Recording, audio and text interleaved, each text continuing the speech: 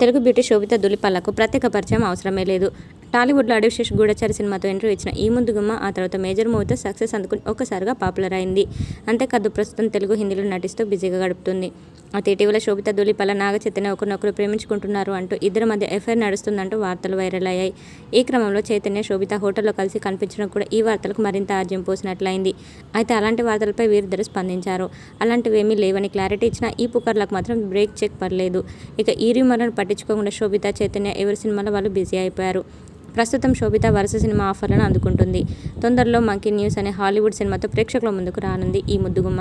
ఇటీవల ఓ ఇంటర్వ్యూలో పాల్గొన్న శోభిత తన జీవితానికి సంబంధించిన ఆసక్తికరమైన విషయాలను చెప్పుకొచ్చింది.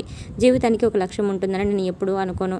కానీ మనం ఏం చేసినా ఆనందంగా ఉండాలి. నాకంటూ సాధించాల్సిన పెద్ద పెద్ద లక్ష్యాలు ఏమీ లేవు. కొన్నిసార్లు నాకు తెలియకుండానే నేను మాతృత్వాన్ని కోరుకుంటా. అదే ఆ జీవితానికి అసలైన అర్థమని అప్పుడు అనిపిస్తూ ఉంటుంది. నిజంగా దాన్ని ఎప్పుడు అనుభవిస్తానో కానీ అదొక అందమైన, అద్భుతమైన ఫీలింగ్. అమ్మ నవ్వడం, అమ్మ అని పిలిపించుకోవడం చాలా బాగుంటుంది. దానిని మాటల్లో చెప్పలేం. అందుకోసమే నేను ఎదురు చూస్తుంటాను చెప్పుకొచ్చింది. అయితే ఇప్పటివరకు వివాహమే చేసుకుని శోభిత ధూళిపాల మాతృత్వంపై ఎలాంటి కామెంట్స్ చేయడంతో నెట్టింట ఈ కామెంట్స్ అయితే సంచలనం సృష్టిస్తున్నాయి. పెళ్లి కాకముందే తల్లి కాలుని ఆరాటపడుతున్నావా శోభిత అంటూ త్వరగా పెళ్లి చేసుకుని ఆ మాతృత్వాన్ని అనుభవించవచ్చు కదా అంటూ రకరకాల కామెంట్స్ అయితే చేస్తున్నారు నెటిజన్స్.